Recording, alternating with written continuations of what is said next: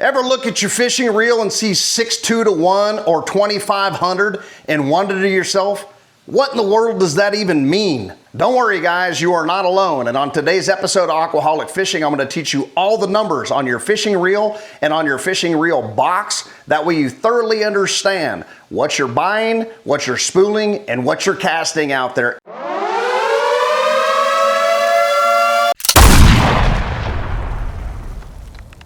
Got all these reels, guys. Are they all the same size? They're all spinning tackle, right? So they all must be the same. Is that correct?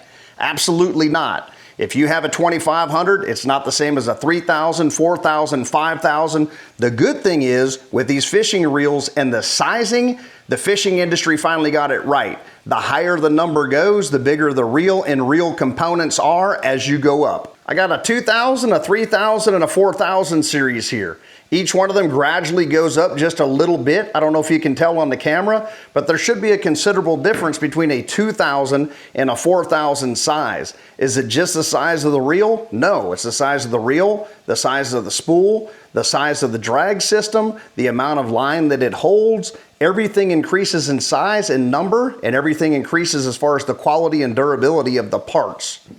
Smaller number like a 2,000 series is for like trout and panfish. Can you fish for other species? Absolutely you can, but you want to size your reel to the size of fish that you're chasing after.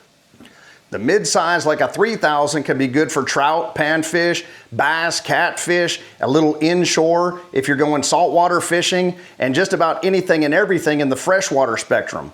If you go up to the 4,000 or 5,000 series, you're talking more offshore, a little bit of inshore fishing, jetty fishing, mainly in the saltwater side, but you can use these for giant catfish, giant trout, things like that as well. All right, let's get into the meat and potatoes here, guys. We're just gonna use one reel right here. So I got the reel box and the reel. This happens to be a BG MQ 4000D XH, which is a Daiwa. What we're really worried about is number one, what is the size of this reel?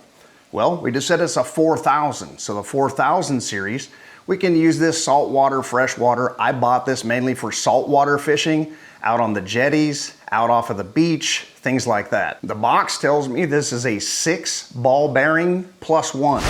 What does that mean to you?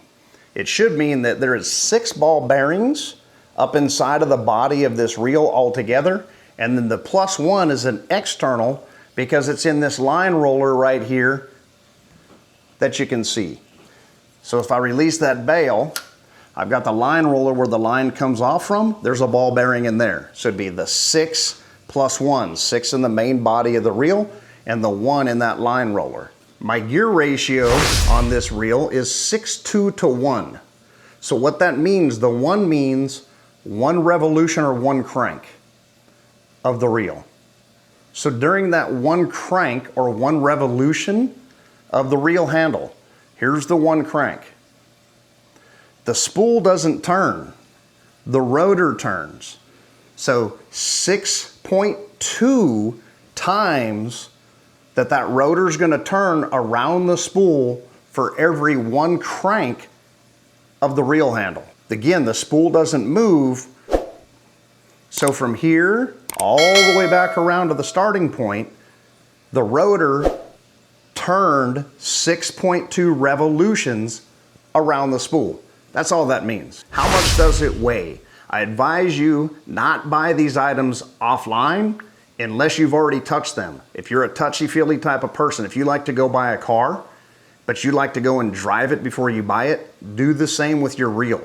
Go down to your Bass Pro Shop, go to the Academy, go to whatever it is, Dick's, Outdoor Sportsman, whatever you have in your area. Put the reel inside your hand, get a feel for it, turn that handle, sometimes go over and grab a rod off of the shelf, put this into the rod seats and feel if it's something that you like. A lot of times you're gonna buy this, spend a bunch of your hard-earned money on it, then you're gonna wanna return the thing because it's not what you thought it was. These are the type of things where you wanna get your hands on them to feel the weight, feel all that good stuff to know for sure this is what you want, whether it's freshwater or saltwater fishing. So this specific reel weighs 10 ounces. 10.1 ounces, but basically 10 ounces. You want to pair that evenly with whatever fishing rod you're going to put that on. I have a little 2-piece rod that I have this on. It's a little medium action. It's perfect for out there on the surf, out there in the jetties. I can use monofilament line according to the book. I can use 10-pound test. It'll take 360 yards. If I use 14-pound test, it'll take 250 yards. Braid is a much smaller line diameter, so if I use braid on this reel, I can use 20-pound test, I could use 280 yards. I could use 30-pound test and I can put on 200 yards. The maximum drag on this is 26.4. What is the drag? If a fish is coming to me, I have to have a good gear ratio in order to pick up that line very, very fast. If the fish is running from me and I can't keep up with him, or if I want to stop that fish without snapping my line, the drag takes over. So the drag is kind of like if you're driving a car and you slam on the brakes real quick, you stop to avoid an accident. Same thing goes on with your fishing reel. The drag is like your brake that stops that fish from doing what? Not crashing like the car would, but from snapping your line, leader material, whatever it is that you have on your fishing rod. 39.1 inches line per crank. So every time I turn 1 revolution of this handle, I've just turned in 39.1 inches of fishing line. So almost 3 feet of fishing line comes into my reel every revolution. Something that's very important if you want everybody wants, hey man, I've got a very smooth reel. The higher the amount of bearings you have inside of your reel, the smoother it's going to be. So we always have the +1 up in that roller bearing. But if you want a smooth reel, go from anywhere with 6 ball bearings all the way on up. That's going to be a very smooth reel as far as castability, as far as your retrieve, everything will be smooth with that reel. Remember, all of these have an adjustable drag, clockwise tightening and increasing the drag, counterclockwise loosening or decreasing the drag. We should never be trying to run max drag at any time on any given reel. I think we covered everything today on this video, talking about spinning reels and what is on the reel, what is on the box, and what all those numbers actually mean to us. If something still just does not make sense, or if you need further explanation, drop me a comment down below and I'll try my best to answer it. If this video helped you in any way, shape, or form, make you 1% smarter, or if you just liked it, or you just love the sound of my voice, please hit that like button and consider subscribing, and we'll see you guys on the next one.